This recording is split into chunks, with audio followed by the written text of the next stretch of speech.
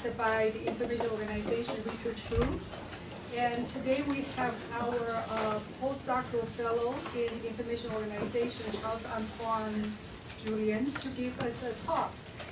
He did his PhD at the MIO University, and right after he got his PhD, he came to us in this past January.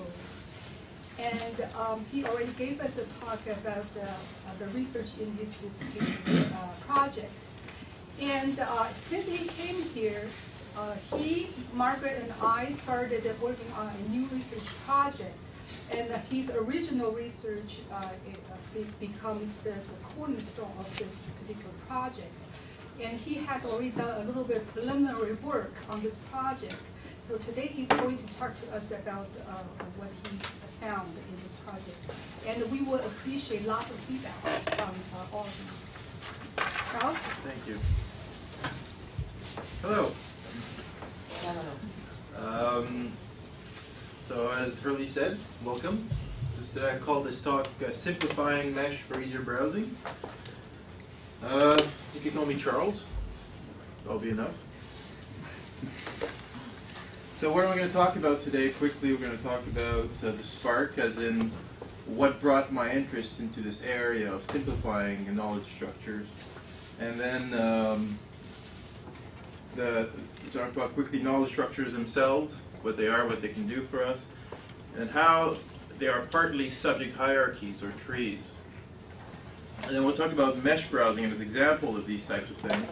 Look at current interfaces, and one that I've made up just because I wasn't satisfied with what I was seeing. And then we'll see that this is actually very complex, these subject hierarchies, these knowledge structures, and this is partly why they're difficult to browse, why most users don't actually browse these structures. And then we'll look at ways to potentially simplify them, to facilitate this browsing by end users. And we'll look at a prototype simplification interface. So what brought this along? When I first joined this field back in 2005, first of all, I discovered what LIS professionals were and did. I didn't know. And I was actually blown away by the practice of subject indexing. When someone made me realize what this meant, I kept imagining in a room full of people with little desks, kind of like monk-like figures, poring over books and articles and assigning one by one subject headings to these items. And I was absolutely blown away by this practice. I didn't know this actually existed before, and B, I always had assumed this was somehow automated, but obviously we wish it might be one day, but we're not yet there. And so this amazed me, because then I started thinking, well, that's great. That means information is kind of actually organized. It's put into groups, into subgroups. And then I started thinking, well, that's kind of like how I organize my hard drive. I have groups and subgroups. Well, that's how we all organize our hard drive. So basically what you're saying is information, up to a point, it resembles a bit like all of our hard drives. So then I started thinking, well, if it's kind of like our hard drives, can I navigate it that way? But then I started wondering, what good would it give me to have that? What would knowledge structures do for me? Well, it would first of all suggest highly relevant keywords, concept keywords that I might not know about, so I might learn new ones for the collection being searched. In the same way that if you look at someone else's hard drive, it's not yours. You haven't made the folders, but just based on the folder names, you can start, that's probably this kind of stuff that he or she put in there. If they put folder names that mean nothing, like a date or Toto or things like that, then you're lost.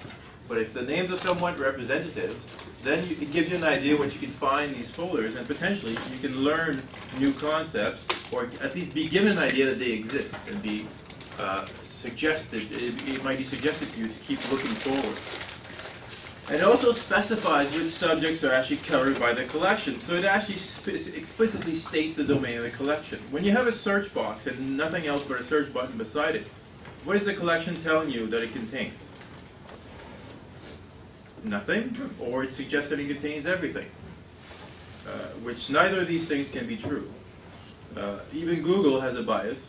Even the web has a bias, strong technology bias on the web versus if you're looking for philosophy work. A lot less of those, for example. So every collection has more of some stuff than others. And the knowledge organization structures, the knowledge structures can give you a quick idea of what's broadly in this place. Why? So that you can know if you're in the right place. Plenty of tools to search, plenty of collections. It might be useful to know if you're in the right one for what you're looking for. And they specify relationships between these subjects or concepts. So there's a strong hierarchical component. It gets back to this idea that we've got a hierarchy of broad to narrower folders, subjects, whatever you want to call them, and you can go navigate the structure like you navigate your hard drive in theory. So the question I started asking myself is, first of all, I know computer users know how to browse hierarchies, right? Everybody has Windows File Explorer or Mac equivalent, or even those of us who have Linux have some kind of hierarchical tree structure on the hard drive. So everybody knows how to do that. And we're all used to seeing these types of things. And it's nothing that's going to scare us away. So because we all know this, can I browse and navigate organized information like I browse and navigate my hard drive? Because in a way, they're both kinds of information organizations.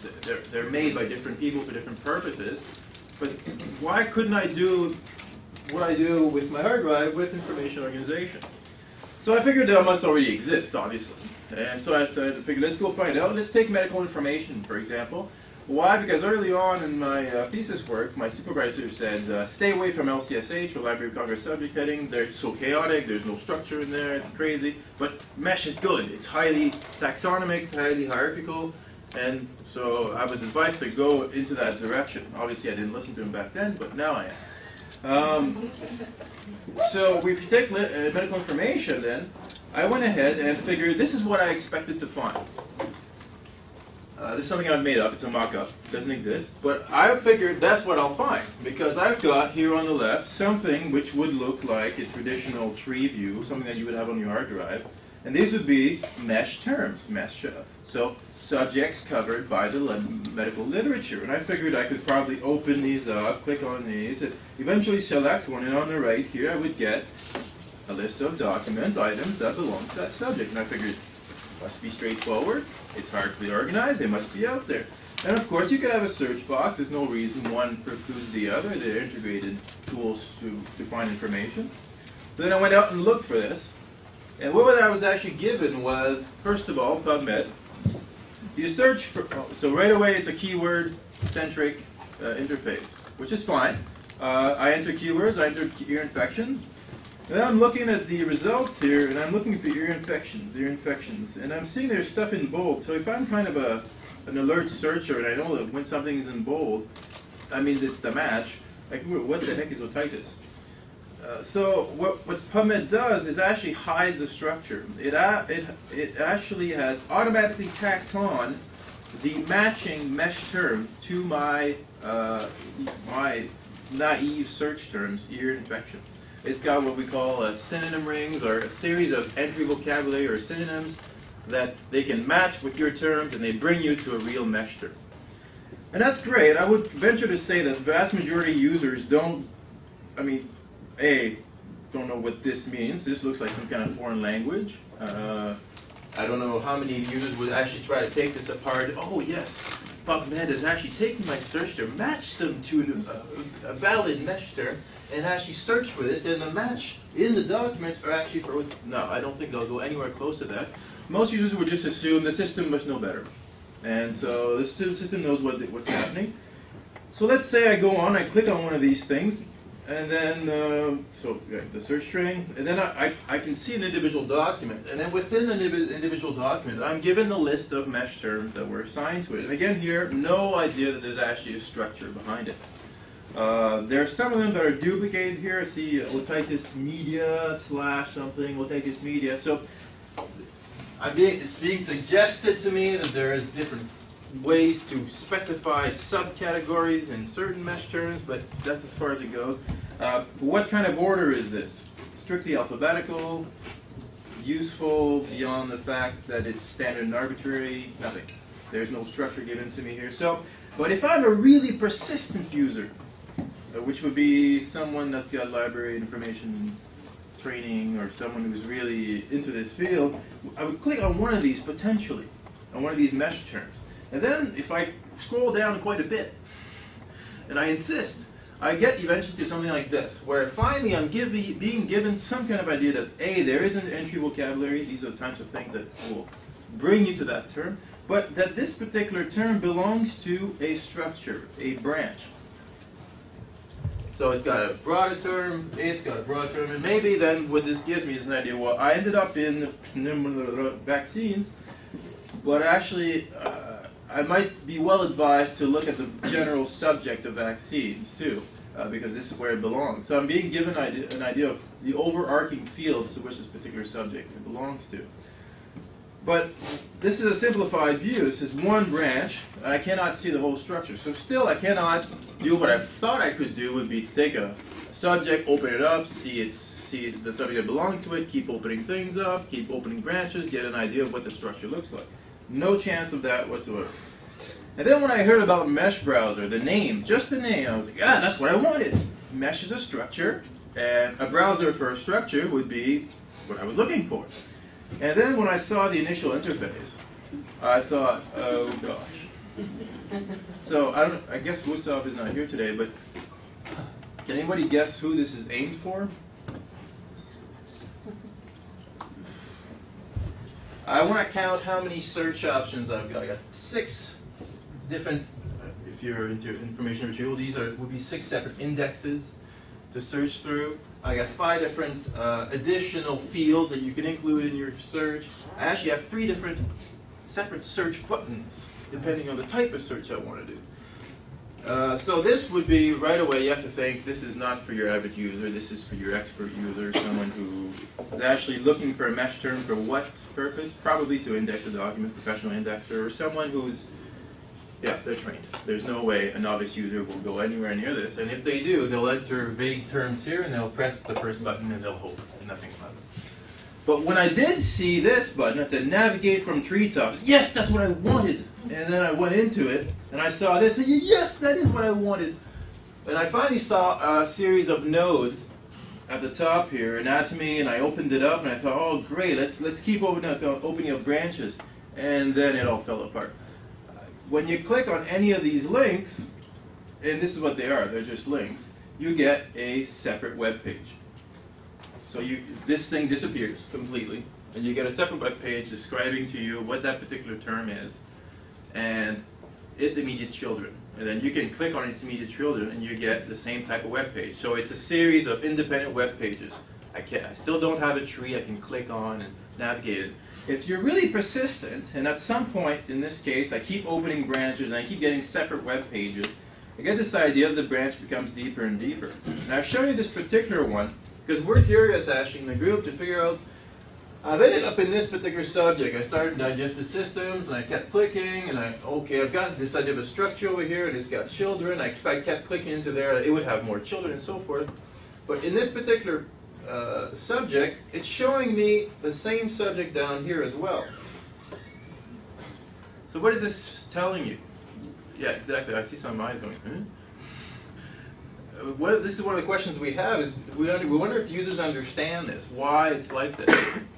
So what's happening here, it's Mesh is telling, well, Mesh Browser is trying to tell you that this particular subject which you stumbled upon actually belongs to 2 branches. It's got 2 parents. Okay, so it's showing you the other one over here, which you didn't come from, obviously, because you came from this one. These links are in purple. So it's giving you an idea that you're in a structure, but you're also in a structure where some subjects are duplicated. By extension, you could also believe that if those subjects are duplicated, then documents which have been assigned to those subjects are accessible from 2 places in the hierarchy. So you can start to get this, it can get, oh, I wonder how complicated that is. Are subjects duplicated all over the place? Are documents duplicated all over the place? Who knows? So this is what I was given, and I was a bit disappointed, and I kept asking, why can't I browse information like my hard drive? This same old story. I'm a bit obstinate that way. And so then I started wondering, what does it mean to browse information like you have on your hard drive? It means that you have a hierarchical tree. And when we talk about tree, we're talking about something like this. We talk about nodes, these circles, for example. These could be a subject, these could be a folder, and edges or links between the nodes, right? So that broad to narrow relationships between these nodes.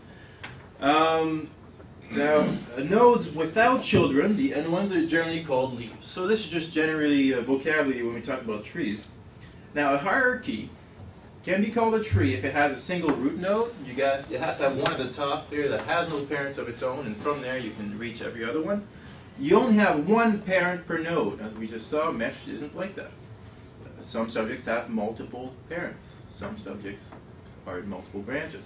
And it cannot have cycles, meaning you can't have one node be a child and also a parent of another, of the same one. So you can't loop into it. So let's look at what that means. What we're seeing is knowledge structures are not trees. So that might be part of the reason why we cannot browse it easily using a standard tree view like we're seeing on a hard drive. This is a vague representation what a knowledge structure contains. It's actually a set of independent branches. It doesn't have a root node most of the time. It's got cycles. That's surprising. I found plenty of cycles in LCSH, but I found at least one cycle in mesh as well, meaning that oddly enough, for example, subject D is ultimately an ancestor to subject G, and then subject G is declared as a parent to subject D. How would that possibly work? Yes, I know. The first time I saw it, I was like, hmm? And then I figured, how would users possibly ever understand that type of relationship? So that doesn't work, and then you have things like multiple parents, whereas one subject has more than one parent. So these are, we're breaking all three rules of what a tree is and how you can navigate a tree. So what you have to do, first of all, is fix that. You create a root node. You make it a fake one. You call it the top one, the collection root, whatever. And then you tie in all the branches to it. You get rid of the cycle. In this case, you would get rid of the most specific subject pointing to the broader subject. You get rid of that because it just screws up the whole no cycle rule. And then when you have multiple parents, you simply duplicate the subject underneath each parent. So then we have a true tree. Okay, so we've got this. And, well, now once you have this, you can do something like this. This is mesh, and I'm browsing it as if I would browse a tree. I can keep opening subjects. Maybe I'm interested in this. Oh, what's a Tata box? Does anybody know? Oh, I never knew what a Tata box was, but now I'm curious to know. This is part of the value of these types of structures. Is I can keep clicking and stumble upon something that I didn't know might be interesting to me. But one of the things I quickly find out is that, oh my goodness, oh God, that's just one branch. It's big. It's kind of, yeah, so maybe this isn't so useful just like that, because there's a lot to it. But at least now I've gotten a step further. Information is organized hierarchically. I've got a true hierarchical or tree browser, and I can click through it like I would click my hard drive. So I've got this, and then I'm disappointed because, well, it's difficult to browse. It does have a hierarchical component. I can browse it that way, but it's difficult to browse because it's too complex. We're talking very big.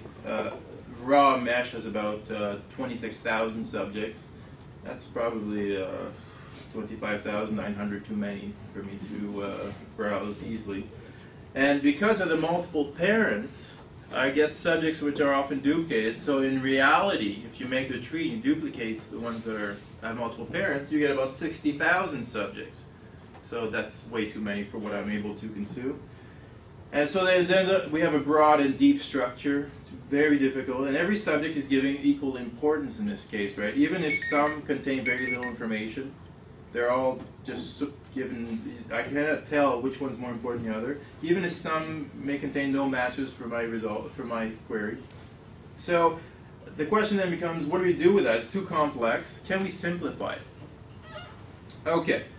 So then that brings us into the research objective, is to allow, first the broad idea is to allow searchers to extract more value from existing knowledge organization.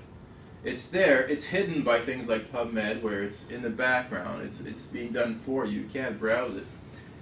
And the problem then is that knowledge structures are very large and complex, and they're difficult then to effectively browse.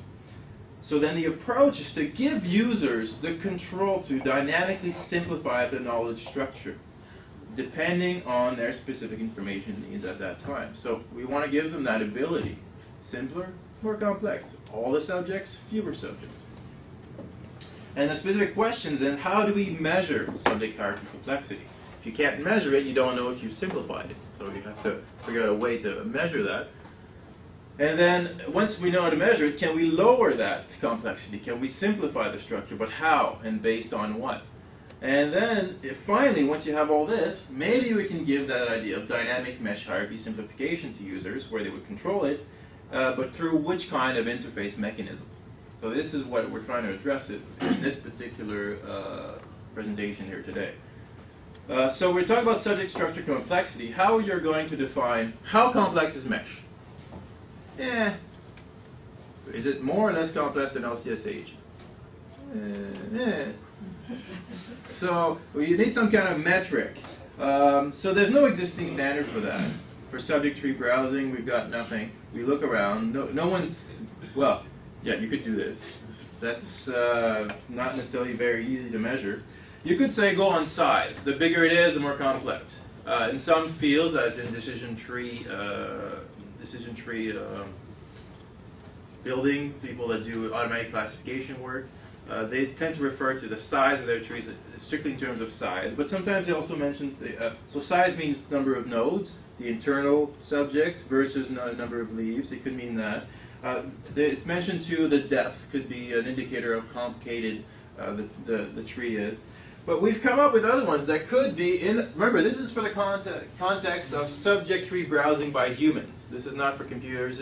So let's try to imagine what would make it complicated to browse a tree. So we thought maybe the number of narrow terms per parent, how many children each node has, that could complexify the tree. If I've got 200 children for one node, that's a lot of choices to take. Take the other extreme, if I've got a single child for one parent, a single narrow subject for one subject, well, that's not really much of a choice, is it? So does that help me? Well, that's another question.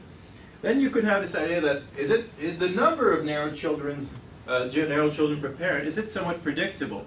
Do I wildly go from a single child and then 150 children and then 52 children? So is it wildly variable like that, or is it more predictable, meaning do I always know I always get between 5 plus or minus 2 children per parent? So I have a certain expectation of the kind of breadth or the kind of how quickly the tree will open up. So that could be another way to measure the complexity. So that would be expressed in terms of the standard deviation of the number of children per parent, for example. You could say, I see that also the redundancy could make it a lot more complex. Redundancy due to multiple parents, right? The more I copy subjects everywhere, the more the tree grows, but the more it's redundant. So the more you can stumble upon a subject you've seen somewhere else, you can wonder, why am I stumbling upon the same subject again? So again, that could add to complexity. And so because of multiple parents, and you could have others that you can come up with. There's no existing standard. We have to find some, go on what we think, and try to see if we can measure it and it has an impact. So we've ended up choosing this idea that based on the impact on ease of browsing, we've ended up, and I say we, Pierre Thierry was in the back here, he and I talked about this a lot, and I have to thank him for a lot of this stuff too. We figured that we'd want to look for some kind of limited depth.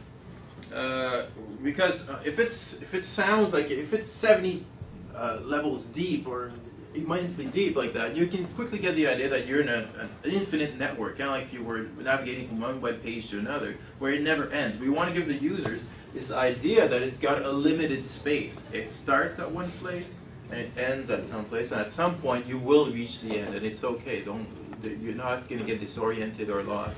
So we want to limit that depth, and that would be expressed as the average depth between two subjects, between two nodes. And then we figured we want to have a limited number of narrow subjects per parent.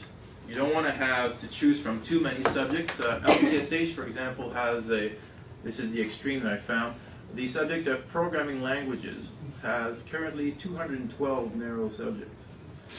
In 2008, it had 110. So at that current rate of expansion, every 2 years you double. At some point, that's just unmanageable. You'd have to make subgroups. But 212 narrow subjects, that's pretty daunting for anyone to choose from. And then we figure we want to have a predictable number, because if you don't have a predictable number of narrow subjects per parent subject, you can have in some areas of the structure, it'll be very narrow, so you'll be going from one choice to another single choice to another single choice. And in another area, you could have very broad, 50 choices, and another 50 choices, another 50 choices. So we'd want to kind of balance that out so that the tree is not super huge and bushy in one area and long and thin branches in another. See if we can balance that out. So we put all these three things together and we get something like this. Complexity would be equal to what? The average, oh I guess, can you see that? Come here. This would be, where's my pointer? This would be the average number of children, NOC number of children, plus the standard deviation number of children, representing the predictable number of choices. We can add these two things together because we're talking about the same things here. We're talking about the number of children. And then you multiply that by the depth, because the depth is a different kind of unit. And that would give you a number. A number which represents these three things together as an index, and give you an idea of how complex the tree is. Now, how useful is that? Not useful whatsoever on its own. It's useful if you start comparing that number between structures that you've started modifying. So what do you do with that? So what? Well, you can actually draw something like this then. You got a neat little graph on the bottom. Imagine that's your complexity measure. From 100 to 0, 100 here would be your initial structure. It's all there. It's all fully complex. And then on the vertical axis, you'd have how much of the collection can you access. If I've got the full structure, all complexity, then necessarily I've got 100% access. So I would start here at the top. So as I hopefully influence the complexity, as I simplify the structure, I would hope to go this way, obviously, lower the complexity, but I would hope not to go down too quickly. So the best case scenario would be something like, woo, like this. I stay right up there, close to 100, and my complexity is reduced to 0, which would mean I'd have one subject. Not potentially so useful in terms of information organization, but I would have most of my access. It could be a bit more like this. It's probably a bit more expected. I could probably lower complexity, and at some point it probably just dives down. It could be looks more something like this. Maybe I dive down much quicker, and it could be this whole idea is useless. It could be that I can barely get any type of complexity reduction and I lose all access, but we don't know. That's the point. Let's see how, if we simplify using different ways, what kind of curve am I going to get? And it's going to tell me if this approach is potentially useful. Okay, so I'm just going to quickly resume where we're at this point before we go into the simplification, and then if you have any questions, it's this midpoint question period. Mesh is large and complex and difficult to browse. We look at PubMed and Mesh Browse. It's a real tree, so you can make it in a real tree, as I've shown you with the interface, and users know how to use trees.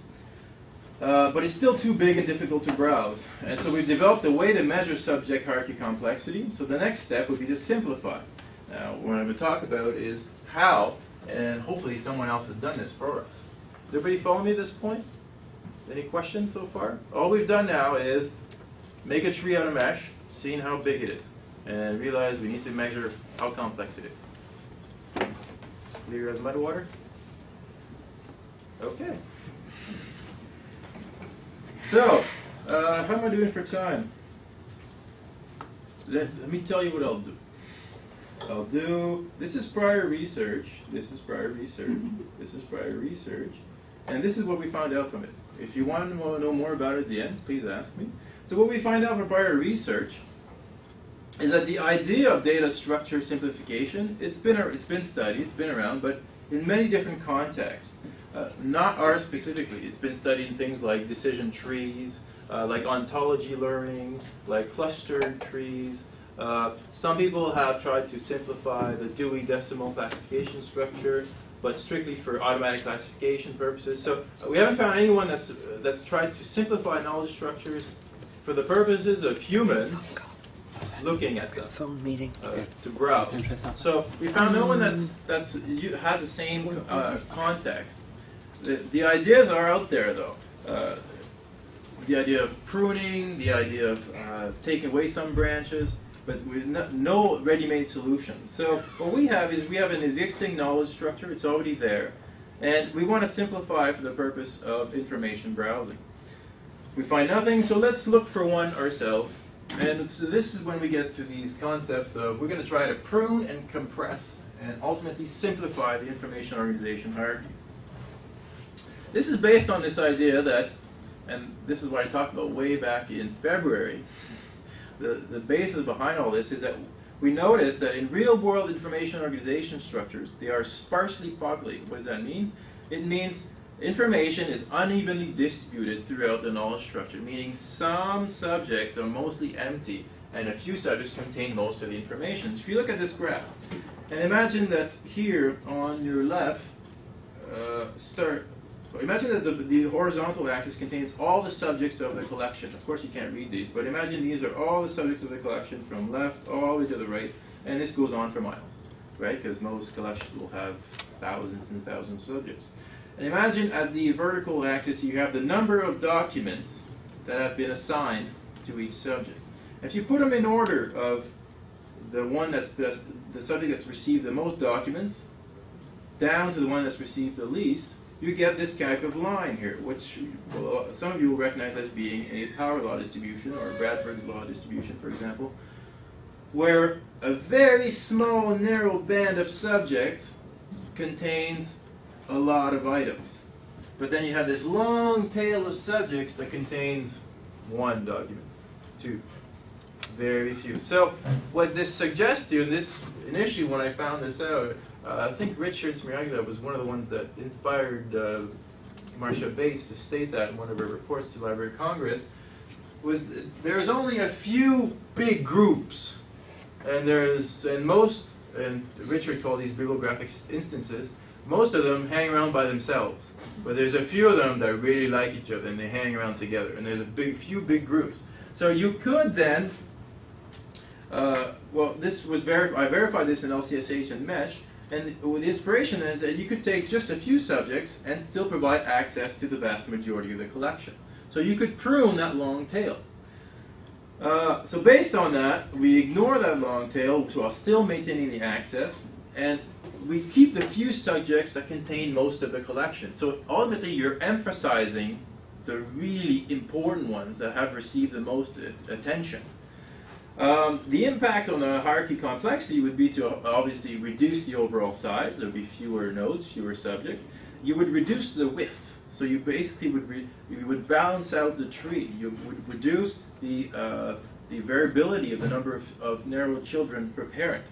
So what would this look like? Imagine you have this very simplified hierarchy. A has narrow terms, B, C, D, and E. And then you look at how many items they each contain, and you realize, and again, this is the long tail. If you sort them by the one that has most stuff down to the one that has the least, the first two are likely to contain the vast majority, and the rest, this is a highly simplified model there, but the rest probably contain very little. So you see this, at 95%, you realize, well, that's most of what's available from term A is situated in these two. So you chop off that long tail, and you're left with this. Hierarchy much simpler. So that's the basic idea. It gets a bit more complex, but ask me questions at the end if you're more curious. So that's one idea. We can prune, take away the long tail. What we're noticing too is we could compress levels. What does that mean? Is that once you start inspecting some of these knowledge structures, you notice that some subjects have only a single child subject. So at that particular point, I'm a parent, I've only got one single narrow term. I provide no additional narrowing, meaning you cannot split up the documents in two and choose one branch versus the other. It's either you stay here, or you go there, or you go back where you came from. There's really no other, so there's no additional narrowing there. And a lot of times in these particular cases, the parent itself has received very little information. So basically the parent ends up being an empty subject, providing access to a single narrow term. So you could argue that's kind of a useless level. You could compress that parent and take that child in, tie it up to its grandparent, and get rid of that level. So you're basically compressing that level. And the impact on the hierarchy would be that you would reduce the depth, and you would remove some of these, what you could call spurious single narrow term choice. It's not much of a choice at all. So you would reduce that type of event. And so what does that look like? Imagine you have this portion of the hierarchy. Term A has a child B, which has a child C and D, and you quickly notice that B contains very little stuff. Could be none if you want. So then you could get rid of B and do something like this. We're not getting rid of B, we're keeping the relationship between A and B, but we bring up C and D right under A. And in this way, we've compressed the hierarchy. Now you could say, hold on there. Yes, this is true. Term A is broader than term C and D, so that's been respected. But term B, C, and D should not be at the same level. They were not meant to be. That's true, but in theory, if you combine pruning and compressing together, term B, which contained very little information, would probably be pruned. So then this relationship that's been invented and it's not true would be eliminated. So we have these two concepts, pruning, compression, to simplify the structure. And so the process then becomes, let's choose what does it mean to be able to compress. How empty does a level need to be for us to compress it? You could say 100%. It has to be completely empty. But what about, 99.95%? Isn't that kind of close to empty for most users out there? So you need to find out what's empty enough for you to compress. So we've chosen at this point, we've made a few tests, and we're at 95. At 95% we figure that means the parent contains relatively very little, and most of the collection which the parent gives access to is situated in its children. So that level is essentially basically empty. So you set that, and then the pruning threshold, at what point can you start getting rid of the long tail? That would be, of course, user control. That's up to the user to tell us how much he or she wants to prune. But the range, how much cutting it actually does in the background, that has to be established for each collection and knowledge organization structure. So for example, what it means to cut in the background is different for LCSH as opposed to mesh. So this is the generic algorithm. If I take this apart in a few seconds, what we're doing, come on.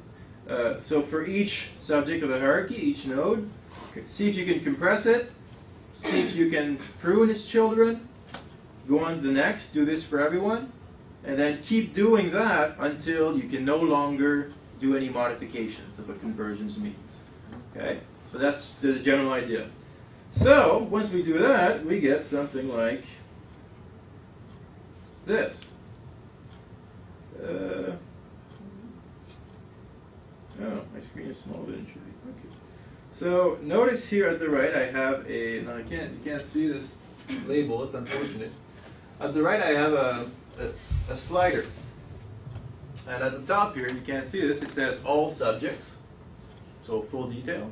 And here it says B, no, biggest subjects, for only the few biggest subjects. So now I've situated the slider totally at the bottom. So notice the difference. What are these? This is the most simplified version of the mesh structure we can have. And this clearly reveals what? The most popular subjects in medical literature. We talk about animals a lot. Bacteria. Within animals, mammals, sometimes humans, yes. And then mice and rats. Oh, rats are popular. So this is the most, so this would be a broad overview of medical literature in general. A lot less daunting to start looking through this as opposed to this. Now you can, so what's the interesting thing is you can broadly look through fewer subjects, maybe, ooh, I want to know what a mouse knockout is. And then increase the detail. Okay, more subjects around it. There are different kinds of mice. And I could increase the detail again. And the tree becomes complex, and I start revealing more of that detail around that particular subject. Maybe I can go back up and see what's happened to all the other ones around it. And eventually, I can actually go back to close to the original tree. So the idea is to give the user the option to start from a broader perspective, to see what is it that medical literature talks about, what are its main primary subjects, and give them that choice, that power to get away from that complete full view, which most of the time contains empty subjects or quasi-empty subjects, and look at only the ones that contain the vast majority of information. Is that kind of clear what this interface is? What we have is one slider, basically. I could get rid of this, right? Do you see that? Because if I bring this all the way to the top, I revert back to that. So that's, at this point, it's the simplest form we can have. Okay, so that's the mesh simplified. And the impact on complexity, what does the graph look like? Well, that's it. Meaning I can't go back underneath 90% access. It's impressive. And I can go back down to about 50%. Now you can say, wait, what's this? Let's zoom in on that to give it more detail. This is the same graph. Now the line here is 90 instead of 0. So what am I seeing? I'm seeing that I can't get below 91% access to the collection. This is not a trick question. Does anybody understand why I can't go below that? Simply because at some point I cannot prune the biggest subjects underneath the parents. They're the biggest ones. I always keep them. I always keep the few most important ones, and I always prune. But those few most important ones, I cannot cut them. At some point, there's just nothing else to cut. So what does that tell you? That rule works so well. Every single time, there's only a few subjects that contain the vast majority of the items for that parent, for that subject. And then I get, as we expected, something like, for a while I can reduce, and I have basically no impact. This is 99% access over here. I get basically almost no impact on collection access. And then I start going down pretty rapidly. So this area is an interesting turning point where I start going down. But this is the 50% mark, meaning I've been able to, using my complexity evaluation metric, I've been able to reduce it by 50%. So it is promising based on that. Now, there's obviously much work left to do. The next step is you could say, wait, any collection loss, any collection access loss is no good, unacceptable. And I've heard this from some reviewers. So you could say, fine, we'll keep all the documents. The ones that we were pruning, we'll just put them on the nearest kept subject. So we'll just bring them up to the nearest broader subject that we do keep. So then you get no collection access. This would then mean that what was collection access loss would just be number of documents moved. So in this way, we would then fix that issue. We want to, of course, verify that our complexity measure actually means something in terms of ease of browsing. So we'd have to test that with users. Some could point out that, you know, a lot of people say that when you read articles about simplification of structures, they'll say the assumption is that simpler is better. So we'll just go on that. That fewer stuff is easier to browse. 26,000 subjects, 1,000 subjects, probably a good idea. So that's often the assumption they make. I haven't seen anyone actually verify that. And some of them actually say that. We've never found anyone that's verified that. But that's something we have to do. Does it need anything in terms of ease of browsing? And then you want to integrate keyword searching. Nobody just browses by itself. You have to integrate actual keyword searching, and possibly you would highlight the results in the tree. And finally, some usability tests on that, quantitative, qualitative, and some IR browsing test scenarios. So in conclusion, that's the real conclusion. We've seen, what we know is that few users make explicit use of the knowledge organization structures. When I say explicit, is they'll make implicit use, like PubMed hides the structure and it puts the mesh term there. And so it's used that way implicitly in the background. A few users navigate explicitly that structure. And in part, because they're very complex, the interfaces that are available currently are, I would say, inadequate. Current mesh browsing tools, I'd say, kind of inadequate. And you can make a real tree out of mesh and show it in a classical outline view that anyone will recognize, and so they can start clicking around. And what we've done is we were able to reduce the complexity of this tree based on our metric by about 50%, while still keeping access to over 99% of the collection. And again, this access can be kept just by moving the documents up the tree. So if you have any questions, thank you for listening, for being patient with me. I encourage you to fire away.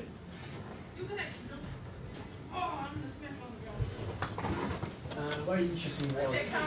Actually, previous work I've been done collaborating with Simon and other students. We try to incorporate the mesh tree structure. I know. I'm sorry I missed that last week. Yeah, but the interesting thing is at that time, one of the users' comments is to say he or she, we don't know. They do require some basic knowledge or some knowledge to be able to navigate the hierarchical tree, at least to know some links between the knowledge structure. That may be one thing we can think about. But my concern is when you generate those simplified trees, it seems you did it on the fly. Yes. That's the interesting part. And the right screw, what's that represent for? The pruning threshold. At what point do you cut off the long tail? Oh, the pruning. The pruning is compression first or? Compression is fixed. Pruning is first and then compress. Compression is first. Compression first. So for every parent, Uh-huh. we see if it can be compressed, meaning if it contains very little, and then one of its subjects contains most of what it contains. So we see if we can compress it, and then for that same node, we see if we have a long tail that we can get rid of after the compression. Okay. So that slider represents at what point you start cutting off that tail. Okay.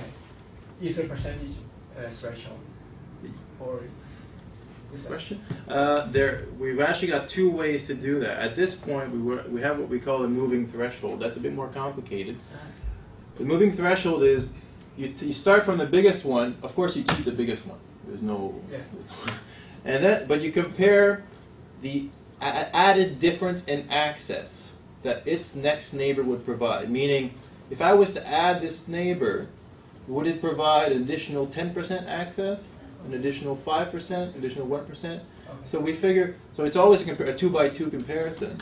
As soon as that difference is below the threshold, let's say adding the next guy only gives you 0.5% additional access. Okay, we've hit the long tail now. We cut it off from this point on. You could compare that with just a very, what we call an absolute threshold, where you say, I'm going to keep taking them until I have 95% of the stuff. And then get rid of the other stuff. Okay. But what we found, the results are kind of the same in terms of the effect on complexity, but the results in terms of processing, it takes a lot longer to converge in an absolute threshold like that. In a relative threshold, where you just compare 2x2, it's a lot quicker to converge to get your simplified tree, which is why we can do it real time for mesh. Now, the real time question becomes tricky, is you cannot do real time for LCSH, for example. Much more complicated structure. Meaning a lot more work to make it look simple. Also, does their computation capacity depends on how large your literature collection is, or not? Just not on the literature collection. The literature collection, initially, we just parse it once to figure out where the documents are situated in the structure, and then that's the number associated with every subject. The subject provides access to 1,000-some documents throughout its branches. So once you go through that, then you know how much access you have. Okay. So then you can ignore that afterwards. Okay. After that is strictly structure-based pruning. Thank you. Yes? Okay, by eliminating the multiple parent structure for some of the nodes, aren't you then limiting the browsability? Because you may only encounter a given subject if you go down the correct branches in the hierarchy, but then you may be unaware of the other branches, the other sections of the hierarchy for which that subject term is also located. Okay, there's two things. A, we don't specifically eliminate them, but they're not specifically. But they're no longer linked. Right, you cannot. So you can find one subject in a branch, and then stumble upon it again somewhere else. But initially, we haven't told you that it's somewhere else. What we're and that's a good question. It's I think what we're looking at right now is that has to be an interface navigation contingency where if you've seen this subject then we highlight in blue or green, whatever. So anywhere else in the tree, you'll quickly notice, oh, I've been there before. I've gotten there before somehow. But it's true that we have this issue. To make knowledge structures into a tree, we end up lying up to a point to the user that some of these nodes, some of these subjects, are duplicated and everywhere. And that's something we're thinking about, how to get around that. This is an artifice. It's a fake representation of how the structure truly is. It's not like a tree. But people know how to navigate a tree, so we're going on that. But we're thinking about other ways to represent that so that we don't have to use that. Ultimately, the simplification is the same. Now we're talking about the representation of that simplified structure. We could simplify it, represent it as something else. It's still the same simplification. It's obviously, for us to talk about this stuff, we have to have some way to show the impact on it. But you could show it as, I have this subject, I have this subject, I have this subject. It's no longer an outline view. It could be a classical graph. And then I have lines between them. And then, then you wouldn't need to duplicate the subjects that have multiple parents. So that's something we're thinking about, how we could do that. It's a very good question. But I think, first of all, of course, on the project we have a consultant who's an expert in medicine. So he will help us verify whether that structure or alteration actually makes any real difference, right? If it doesn't make any sense, then we cannot do it. I think that's one point that I need to address. Another thing is that I think for many users, using command, they are not experts. And to them, this may not even be an issue. I don't know. So that's why it's very interesting thing that we need to explore. In the final stage of the user studies, we like to see how they respond to this kind of simplification. And of course, they also have the control. If they like, after the initial simplification, they can increase the level of complexity to return to the true complexity of the hierarchy. And then we'll learn the true representation of that knowledge structure. But the interesting point, I think, is that maybe most users don't even care. Because this is not something that they really rely on as a living or whatever, and maybe they are just satisfied with the results. That would be good enough for their information. But that's a very good question, I think. Yeah, actually, as a follow-up question, when you're pruning the tree, it seems to me, since you're removing those subject terms that don't have a lot of documents with them, you're reducing specificity.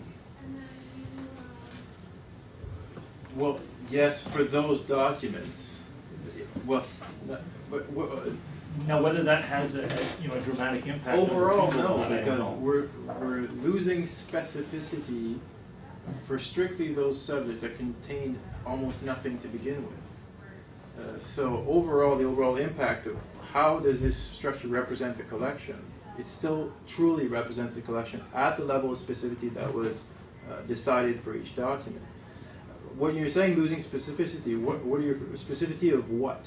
Okay, from that you are going to be eliminating those terms that are only indexing a small number of documents, and therefore that would be most likely to be retrieved by those terms or more easily found.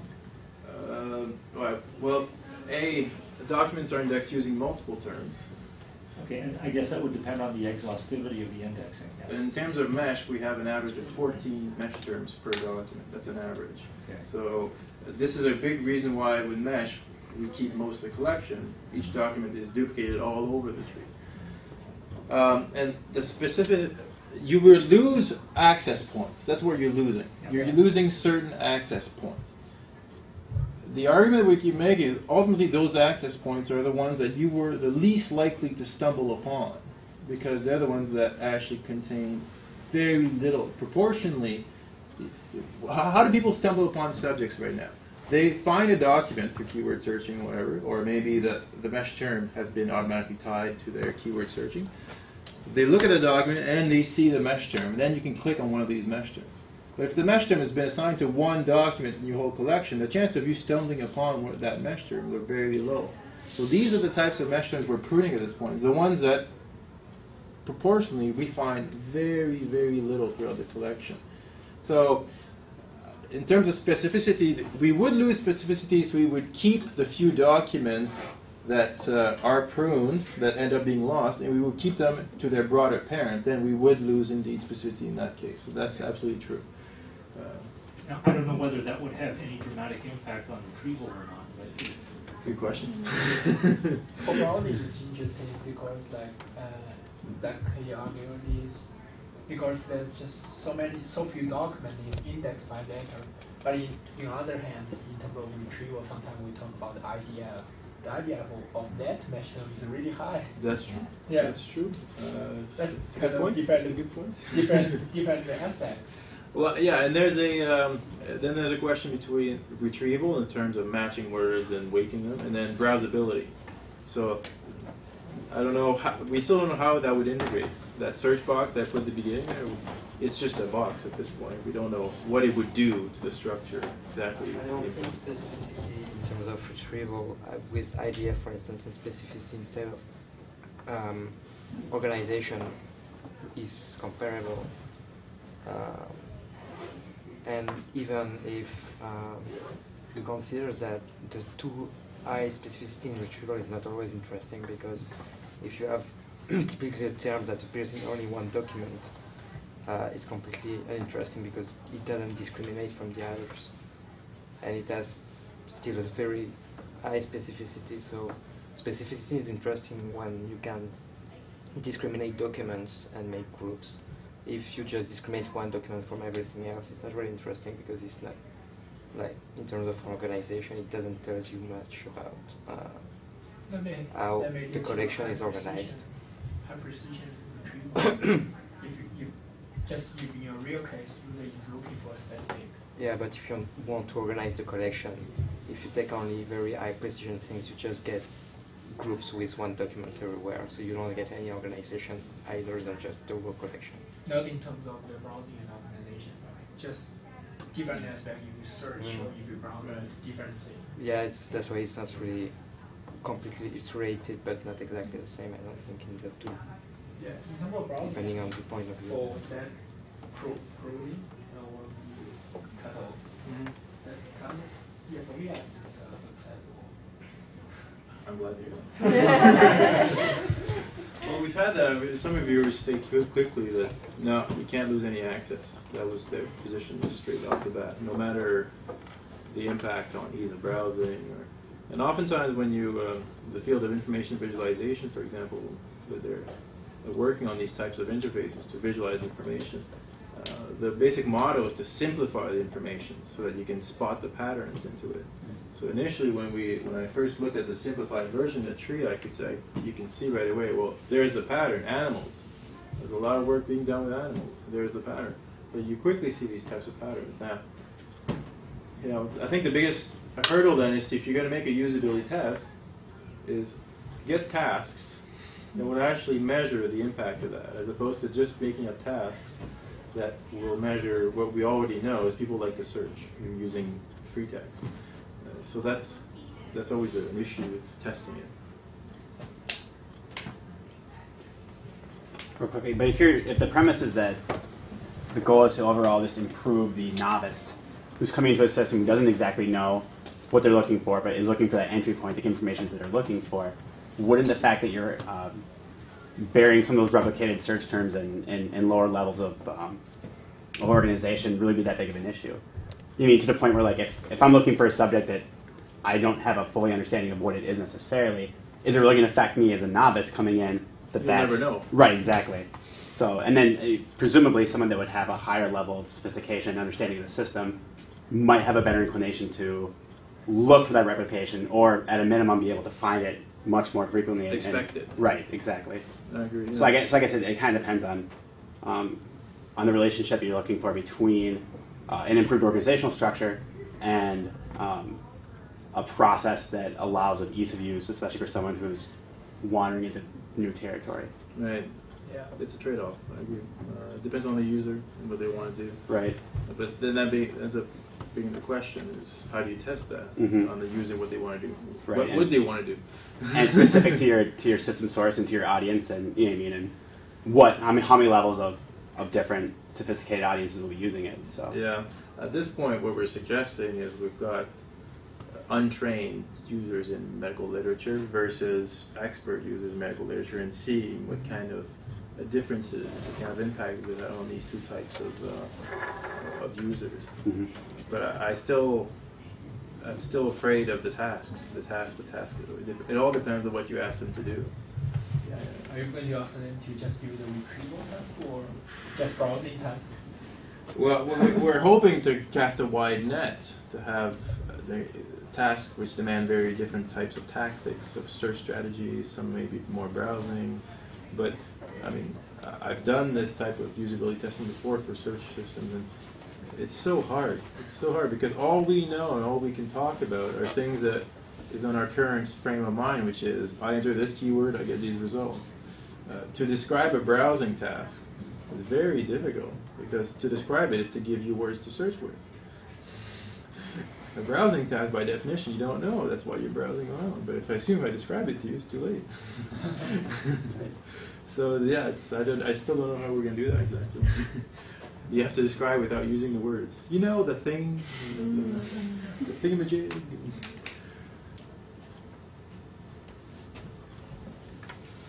Clear as mud water again? Good? Thank you.